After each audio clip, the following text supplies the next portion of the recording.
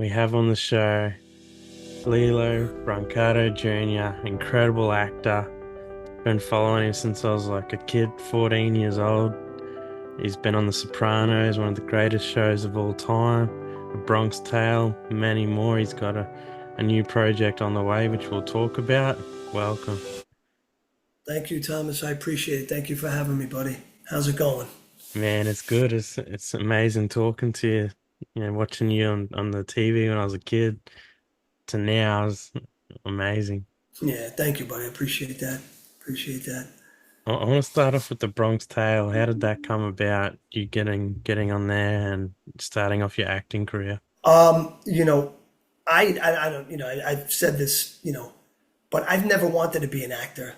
I didn't even know that. I mean, just growing up in Yonkers, New York, a suburb like 20 minutes north of New York City, middle class, something like that, and being given an opportunity that I was given, it just doesn't happen to a kid such as myself. Just didn't happen. It was very rare. And then this film came about, and De Niro was going to make his directorial debut. And I heard, people always told me since I was like 13, 14 that I looked like Robert De Niro. Oh, did anyone ever tell you look like Robert De Niro?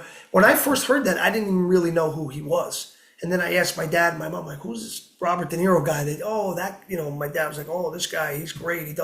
He plays all different kinds of parts. And obviously, when I watched him, I loved his acting, and I started doing impersonations. And I grew my hair out like he had in Cape Fear, and it was. I mean, I love the guy. I was a huge fan. And then flash forward a few years later, then it's like there's this movie, and they're looking for a kid to play Robert De Niro's son. And everyone always said you look like him, but I didn't know if I could act or not, and I didn't think I could. Especially at that level, to where like we put on the TV and see someone on TV to that level. But then I discovered that I did. They found me on the beach, Jones Beach, July 5th, 1992. They were just going around handing out flyers. My brother saw, one of them and said, "Oh, okay." He said, "This would be perfect for my brother. My brother looks just like him." And came and got me out of the water and said, "Hey, Lee, the guy for the De Niro movie. He's meeting people and he's handing out flyers. I told him you'd be perfect for it." So when I met the guy, he saw right away, like, oh my God, this kid does look like him. So I mean, it wasn't just that though. It's not because I looked like him, because there was a lot that went on after that. Because then I had to go audition down, Tribeca Productions, Robert De Niro's production office.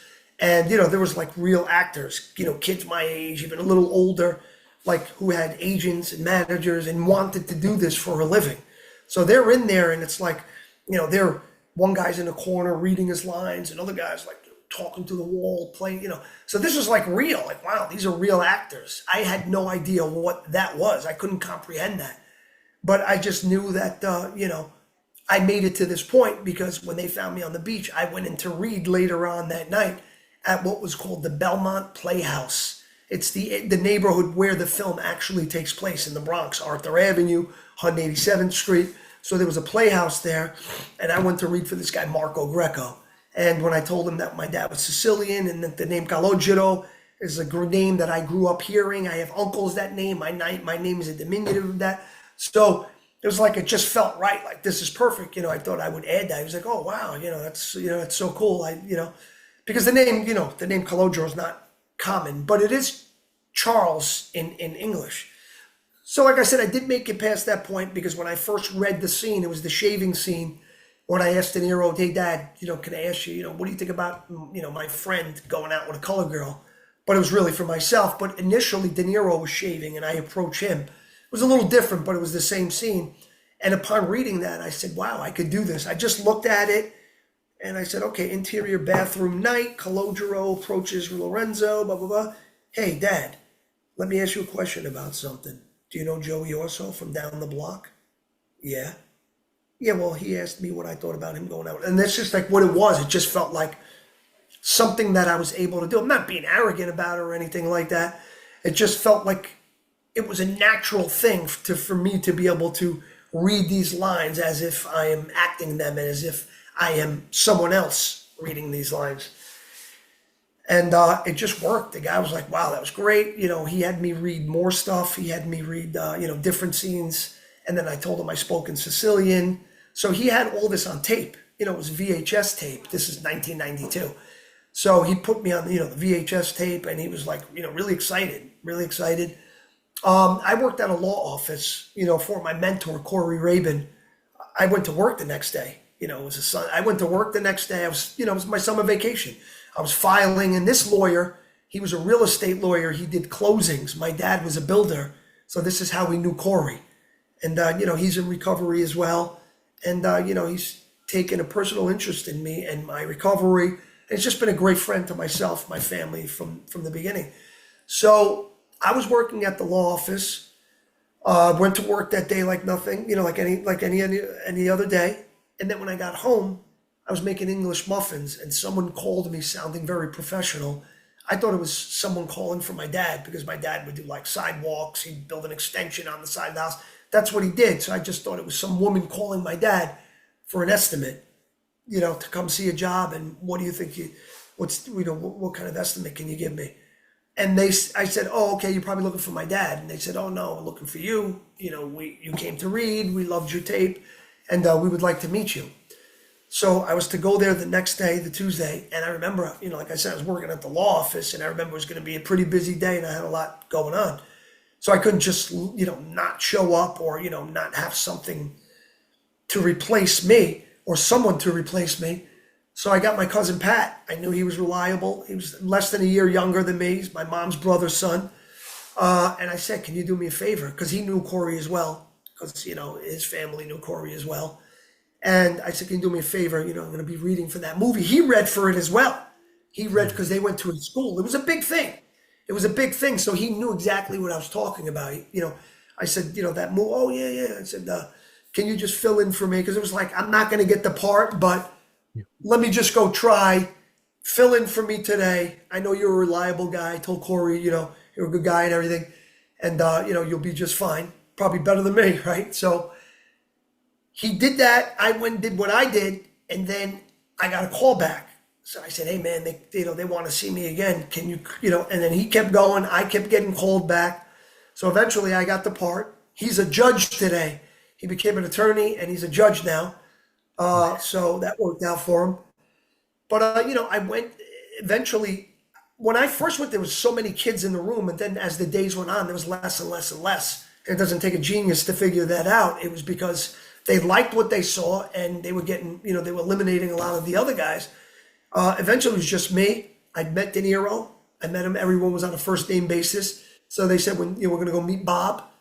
So I didn't know who Bob was, but then I saw it was De Niro. He had his back to me. He turned around. He told me, he says, "I love what you're doing. Don't," he said, "just be yourself." Because I was trying to be more like De Niro. So you don't have to do that. Just be yourself.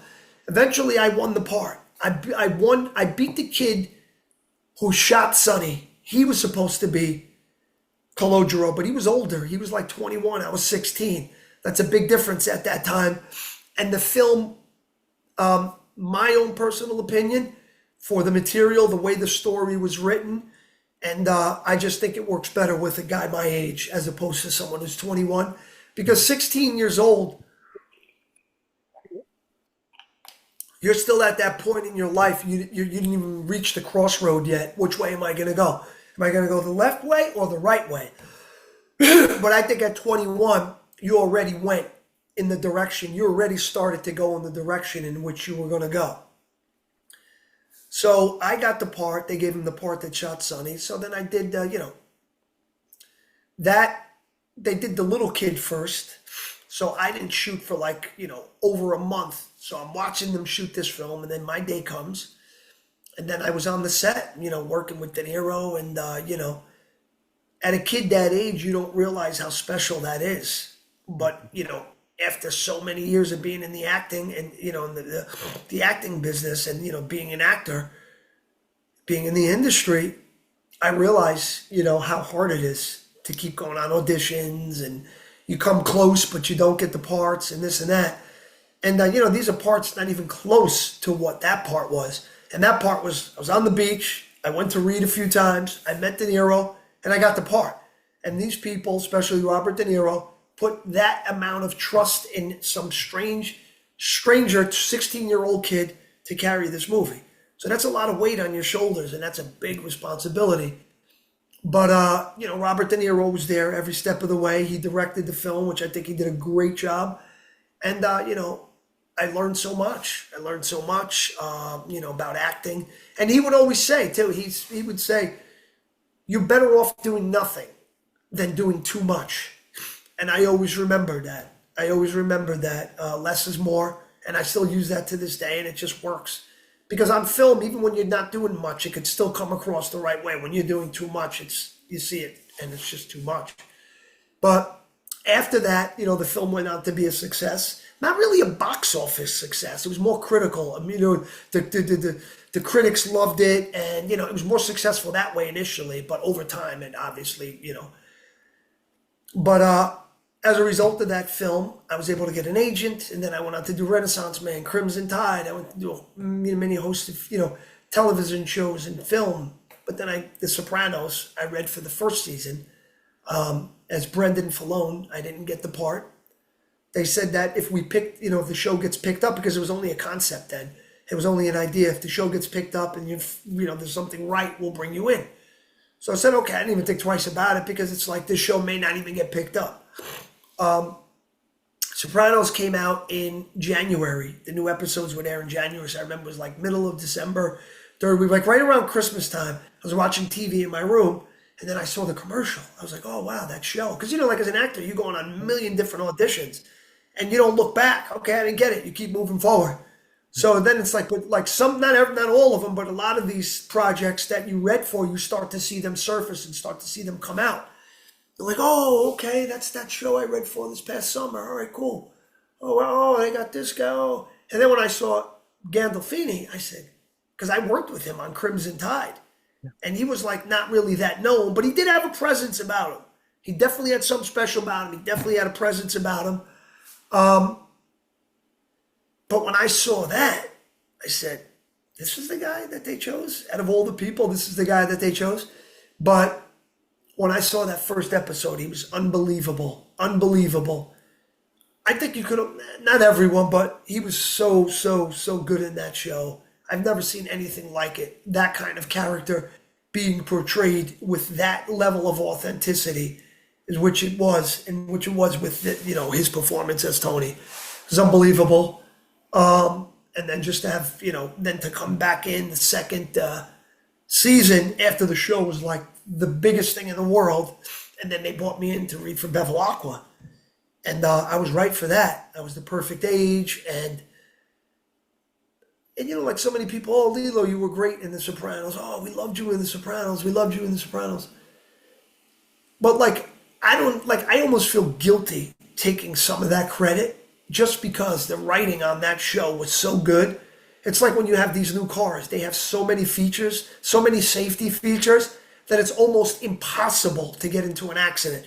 It's like if you get into an accident with all these safety features and all these beep, beep, beep, all these sensors going off, every little thing, you got cameras that see above the car, you got cameras see behind and front, you shouldn't be driving. Like if you get into an accident with all these safety features now, you shouldn't be driving. But that's the thing. If you can't be successful and be good on The Sopranos, you shouldn't be acting, because that writing is so good that anyone can shine. Not to take away any of the acting, because there was Gandolfini, Edie Falco, and Perioli. They were unbelievable. I'm talking about more for me because they were on it for and the characters developed, and they did what they did with those characters was immeasurable, was unbelievable. But I'm just saying for myself, to where the character really didn't develop. He did have a little arc, it was okay. Not. I'm greatly appreciative of being on that show, but I'm just saying it's nothing. The size of the role was nothing compared to theirs. But it was so well written, and just the premise, the characters, the dialogue, it was just so perfect that it was like impossible for me to screw up because it was that good. The writing was that good. So yeah, it was It was incredible when you and James Gandolfini and Vincent passed the story. It was with your last scene on there. Your acting was incredible. Then it was so Yeah, believable. thank you, thank you. Yeah, that one I was nervous. Thank God I was able to do what I needed to do. because that was weeks. Like I knew that scene was coming because it was in the script, and I knew my fate, and I knew I was getting killed, and I knew the way I was getting killed, and I knew that's going to require some acting and some emotion. And the show was such a success, and people are, now it's got a reputation after the first season that it's got such a huge reputation to uphold. So it's like you're part of that reputation at this point because like you got this nice role, they're gonna kill you, and you got to pull this off the right way. You don't want to be a weak link on this unbelievable show. So I was very, very, very nervous. And Gandolfini, like I said, I knew him from Crimson Tide. We would talk back then, and then seeing him after so many years, was always a beautiful, great guy, and we always got along, and we chatted, and he even gave me some advice. But that morning and that day, he didn't really do much talking to me. He was more standoffish. Then I realized he's in character. He's getting in character, which like a lot, like I used to hear about that kind of stuff. Like, what does this guy think he's cool? He's getting in character, but you have to do that because it's not. It's just something that helps you. It's a tool that's going to help you to when you actually. It's like like just practicing something. Eventually, you're going to get better at it. So when you actually have to do it for real, it's there. So that's that. But I mean, because think about what it is. This guy, he knows me. I know him. We're friendly. We've known each other for many years. And now he's going to commit a homicide on me. He's going to kill me. His character is going to kill my character. And obviously, he's got to make it look as real as possible. So emotionally, why would I get so far away from that and go hang out and pal around with this kid when I got to reel it back in and do this now? So he just stayed a certain way. And I remember I said, "Hey, how you doing, Jim?" And he went, looked at me like he couldn't be bothered. I'm like, "What?" And I'm thinking, did I do something? But then I realized, okay, this guy's, getting in character. And then we just did it. And then he gave me a hug at the end. That was huge because I respected that guy. His acting, I mean, he was a great guy, but as an actor, unbelievable, unbelievable. And that was so gratifying to be able to, for him to have gave me a hug. This is his show. And for him to have done that, he's, that's basically saying that was great. And, and I was really, really pleased with it when I saw it. I watched it with my mom, my dad, my brother. We watched it in the dark. My mom was crying. She said that looked very real. That looked, very real. And it's like scary almost. I said, Mom, it's a television show. But yeah, Yeah, yeah, it's amazing. Like I was saying before, I followed you when I was a teenager. I got the Sopranos book. You're in there as well. It's got all the characters. I've got the DVD still. The only DVDs I ever kept was Sopranos. And yeah, I loved your character on it too, and you're pushing with sticks and you had a whole right. range of, you're a Yeah, tough yeah, guy, then you played that scene when you were getting killed. It was incredible to watch. yeah, yeah. I remember because that whole, stockbroker world and that whole lingo, it was like foreign to me. I have friends that were brokers and stuff, but I remember there was one of the lines with Christopher when my partner and I are in his office and we're talking about, and he says, "Okay, so refresh my memory." I say, "All right, so we own 400,000 shares proprietary at 60 cents a share. Trades on a bulletin board or OTC." Now I could say it, but I remember that day. We own 400,000 shares proprietary at 60 cents a share. Trades. It was just like, I was almost more nervous doing that because of that lingo and just to be able to say it in a way where I look like I actually know about this stuff. But, it came out fine. But I remember like, sometimes this stuff is not easy, getting into someone else, like playing someone else. Sometimes it's like to really be able to get some stranger to watch it and say, yeah, I believe that. Yeah, It's not easy. You know what I mean? yeah, it's crazy. Imperioli is a good actor as well. I rate him. He's a great Incredible. actor. Yeah. He's a great actor. One thing about him, he's so subtle and he's Mm. so smooth. He doesn't overact. He's just, he does things seamlessly. I got to say, Michael Imperioli's, yeah, really, that's one guy that has a special place in my heart. I've known his brother. Remember we were talking about Italy? He's from Mount Vernon. It's from tech town right next door. And I remember we used to hang out at this house. His brother was one of the people that were there. His brother John. and we used to do impersonation. So I know him, I know the family. And then we worked on a TV show that never got picked up. It was a CBS show called Firehouse. He played a lieutenant. I was a probationary firefighter. So I got to meet him back then. And he told me a little bit about Goodfellas because we were talking about that. And when he played Spider, he told me that initially that character was a wise ass. And when Scorsese saw it, when they blocked it, that Scorsese said that doesn't work because you're not going to feel for a guy who's a wise ass when they kill him. You're just going to say he got what he deserved. Scorsese said this character should be a little slow. I remember Michael told me that. He said that Scorsese said that this character should be a little slow. Hence, I thought that then that happened and it was perfect. It was like a stutterer. It was absolutely perfect. But one thing, Michael, because that was in '96 when we did Firehouse. My dad, rest in peace, he used to come on all the movie sets with me. We'd take pictures. My dad, loved that kind of stuff. And Michael remembers my dad, because Michael was obviously he was a lot younger as well. And I remember I posted a picture of my dad. It was like his anniversary of his death or something along those lines. And Michael saw that. And he actually left a comment and said, your dad was a great guy. He loved you very much and blah, blah, blah. And that really warmed my heart because a lot of people wouldn't do that. A lot of people wouldn't do that because of my past and maybe don't want to be seen. And you know what I mean? Or you know what I mean? Or maybe they could be misconstrued, whatever it may be. A lot of people wouldn't do that. And I have no problem with that. I'm not talking bad about them. I did what I did. They shouldn't have to pay for it. But he did say something. And he did go above, and I really appreciate that. He's a great guy, great actor, and yeah. So Yeah, definitely. That leads me into the next part. I want to talk about, you fell into addiction, and now you're in recovery. You've had an amazing journey, and it's good to see you now so healthy and you're looking fit. yeah, thank you, man. Can you tell us that story, how it's come about? Well, I'd never done drugs, and then like on the set of A Bronx Tale with the kid who shot Sonny, it was the first time I smoked weed. When he drove me home one night, but then I liked that. Eventually, that didn't do the same thing, and life was just happening so fast for me that it was like almost expected. And I just kept doing it and doing it. And then did cocaine. And then just like then I jumped out of a car because of cocaine. Did you see this car? Yeah. Wow. I was experiencing cocaine psychosis to where you like start getting paranoid and seeing things, thinking people are after you.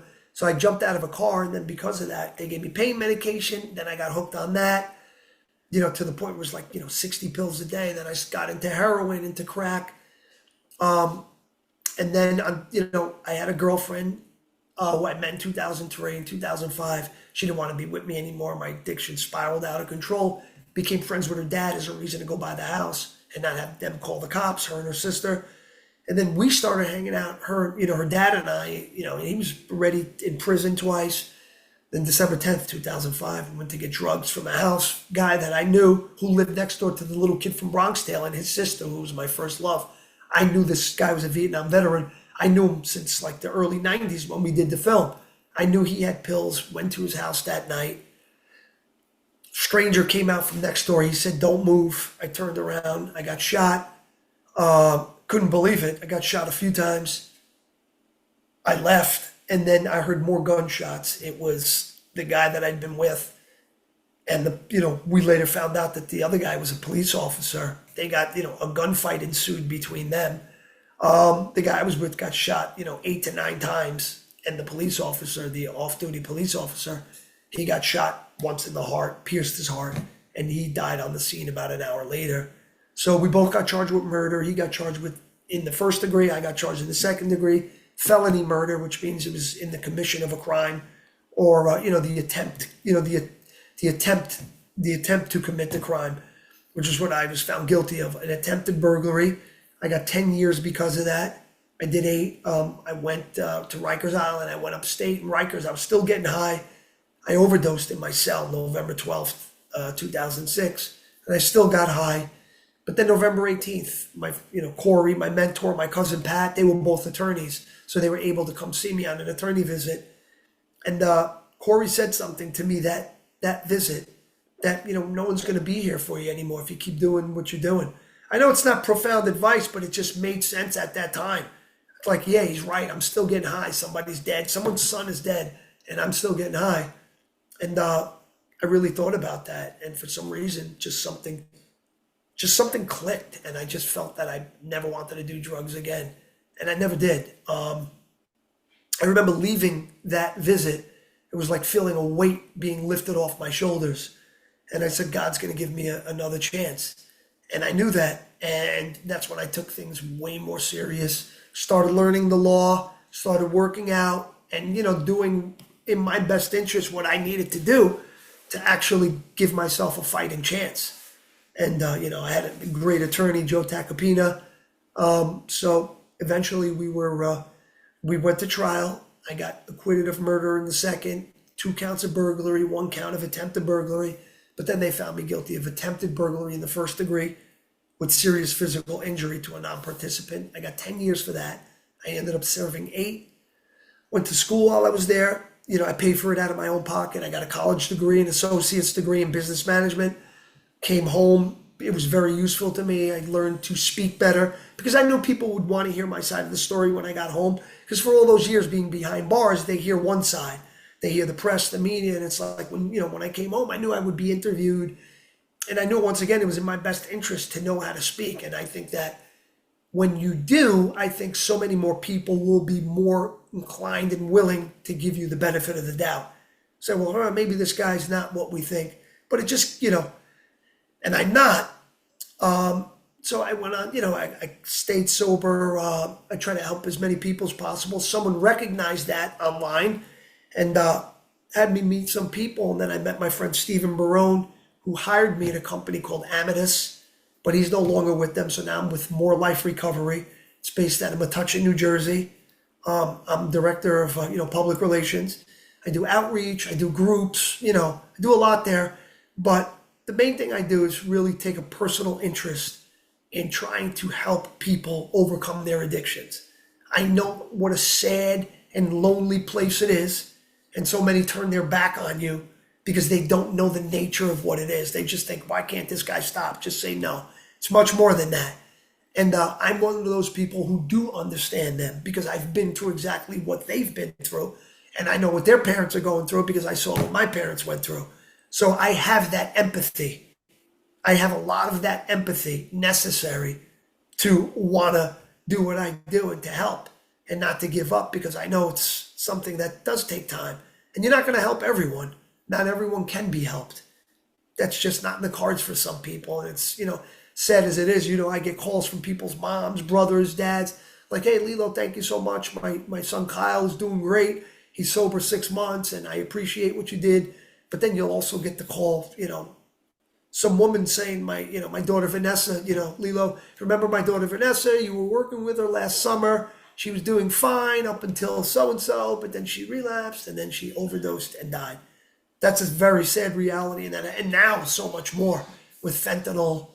And I've said this a trillion times. I would be afraid, not that I even think about it, but I would be afraid to relapse right now just because of fentanyl and everything else that is out there that is killing people all the time.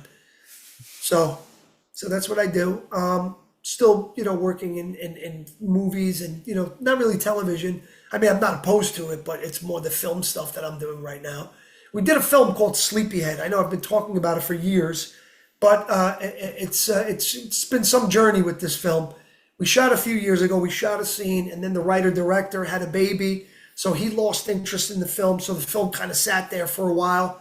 And I always knew, not thought, I always knew that we had something special. It's very well written. It's a great concept. It just didn't have it didn't really have closure. It didn't really have an ending. And there was really no reason why this character was where he was. So we had to rework it. I came up with some really cool things. And now the title, Sleepyhead, makes even more sense for 2 reasons.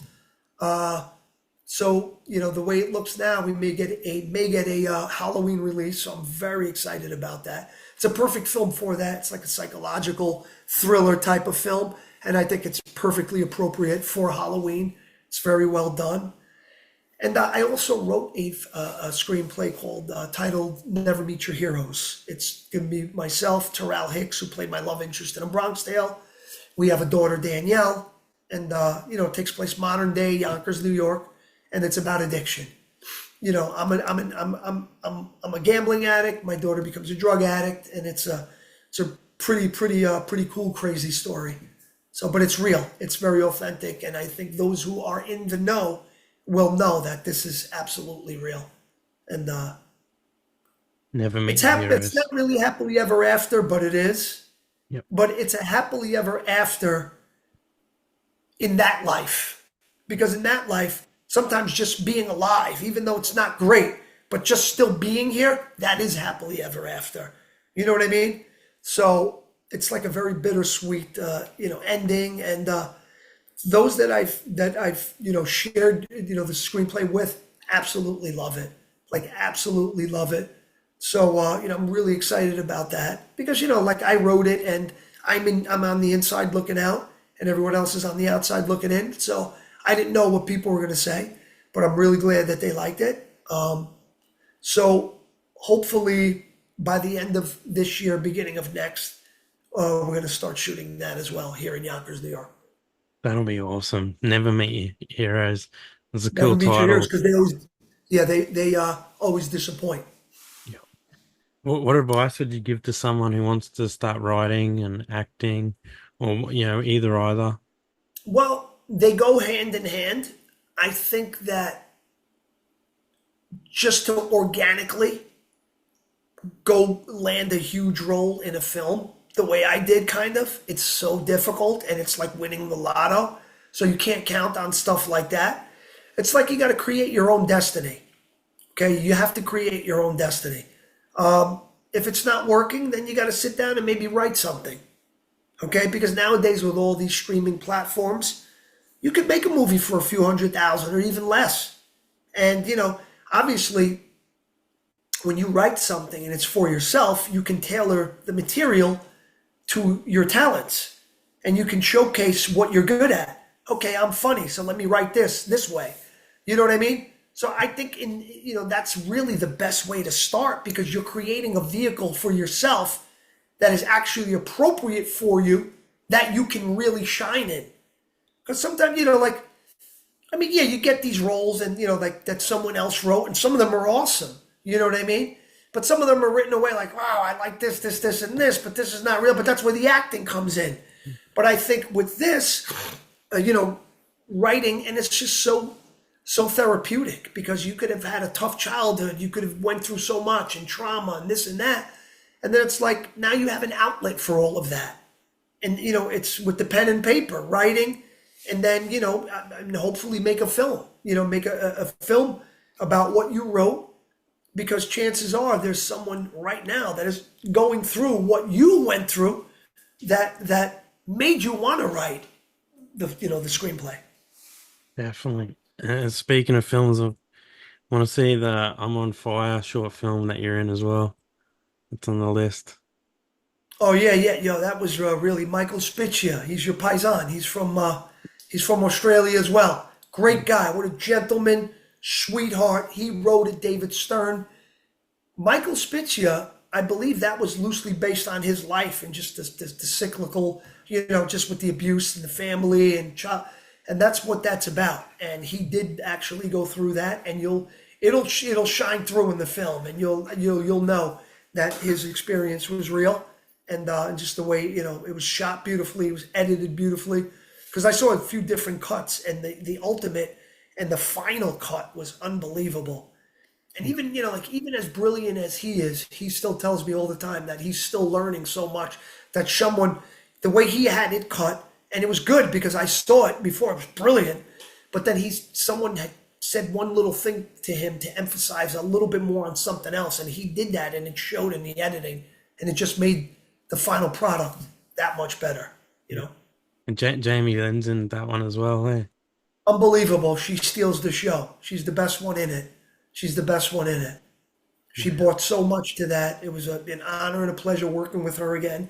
I mean, we were in The Sopranos together. We didn't actually have scenes together, but I did meet her, and after seeing her after all those years, and to be able to do something like that with her was great. And everyone else in the film was really good. So, Adam Courtney, James, I forget what the hell his last name was, but he also worked with Leah Remini, but he was really good. He's the main character. But yeah, it was a great experience, and that was right before the pandemic. So when we had to do the ADR, the automated dialogue replacement, or it's an acronym for two different things, or additional dialogue recording, I had to do it from my phone, doing the voice memo and then send him the clips. And you'd be so surprised the quality. These phones are unbelievable because when you watch it in the film, you don't hear the difference. So this character, he's an abusive dad. So, he's an abusive husband. So he's screaming and yelling throughout this whole film, screaming at his kids and this and that. And at that time, I was renting, and I had my landlord upstairs. So here I am, screaming into the phone, thinking like, because this is the character. And I remember they opened the door, and they thought like I had someone down here, and I was yelling at them like that. I was like, no, no, no, no, because they're old school Jordanian Arab. So I was like, no, no, no, I'm an actor. That's just a part. Oh. So now they don't like it. But yeah, that's what happened. But yeah, and it went to the Toronto Film Festival. It did make it to some great film festivals. So let's see what happens. But like I said, nonetheless, great experience, great to work with everyone. I learned so much, and I'm really proud to have been a part of something that great. Definitely. And speaking of voice, is I seen you did the bit of voice narration on Chris Brown's song as well. That Yeah, was yeah, yeah, yeah. incredible. Yeah, Chris Brown, I'm a huge fan of his. I think he's like the modern day Michael Jackson, although I don't know if there could ever be another Michael Jackson, but Chris Brown is pretty damn close. And I guess that's a matter of opinion, but Chris Brown can move, he can sing, he's unbelievable. I've always been a fan. And then I got an email from a gentleman named Matt Goldstein, who's friend, and we've spoken a few times. We wish each other Merry Christmas. It's all because of that video and that experience. So he said, hey, we got this. I work with Chris Brown. We got this video we did called City Girls, and he said, wait till you see it. It's like a feature, and it was, and it was better than most features. And he said, there's a little part in the beginning where we could use a narration, a voiceover. And he said, and I couldn't think of a better voice than yours.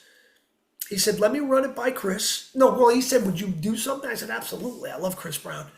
And, are you kidding me? I'm honored. And he said, okay, let me run it by Chris, and let me see what he says. So we spoke later on that day, and his words were, I spoke to Chris, and his exact words were, I fucks with that guy. So that's it. I was in. And as I just mentioned, I thought I was going to do it with my phone. I said, yeah, no problem. I could just do the voice recording. And they were like, no, no, no, no, no. We'll send you the right microphones. So they sent me great microphones, and we did a Zoom as well. It was Matt Goldstein and the director of the video. And we did like 4 or 5 different versions of the same thing, and with different tones, and do this one more serious, do this one faster, do this one. But then he said, just do a throwaway one. And I did, and I just literally threw it away, and that was the one that they chose. I was waiting with my little nieces, Madison and Alexa. They're 8 years old. They were like, I don't know, 6 at the time. And we're waiting because they're doing the countdown when the video was going to premiere. And I was right in the beginning. As soon as you hear the car, as soon as you see the car, then you see Los Angeles. You hear I was like, what? I was like, that's the one, that's the version, the take that they chose. But then it grew on me. I thought the video was awesome. I'm really proud of that. And people talk about Chris Brown. Hey, I was narrated one of his videos. So Hey, that was cool. yeah, you got the cool voice, man. I appreciate your time. I'll just finish off. Last question. What's your message to the world? My message to the world is no matter how you started, it's about how you finish. Because obviously sometimes a tumultuous start and maybe a rougher start is going to make it that much more beautiful at the end because you would have went through all of these things and learned how to better navigate the world and say, okay, well, I did go through all this and it was for a reason. And it's always for a good reason. It's never for a bad reason. It's either to teach you a lesson or whatever it may be. But no matter where you start, it's how you finish. You know what I mean? And why, as long as you're still alive, you can still, no matter what has happened, you can still do great things. That's an incredible message. Thank you for your time, man. And it's yeah, incredible talking to you. Thank you, brother. I appreciate it, Thomas. I'm here if you need me. God bless. And, you know what I mean? Make sure you don't have any kangaroos jump on your car, Yeah, okay? yeah, that's happened before. Thanks. Really? Yeah, I hit one. Yeah, jumped out in front of me. Really? So Yeah. it's that common? No, where I am, not really. I was pretty unlucky. Oh, wow, wow. Well, Yeah, here you have deer. I mean, yeah, obviously, they're everywhere, and they will, like, they do hit cars and they destroy cars. yeah. So, yeah, yeah. Okay. All right. Well, all right, my man. Thank you so much. All right. Yeah, Lillo Brancato Jr., legend, classic interview. Thanks for coming on Thomas Berryman TV. We'll stay in touch. Thank you, brother. I'd like Thank to take you. care. Have a Thank you, good one. bro.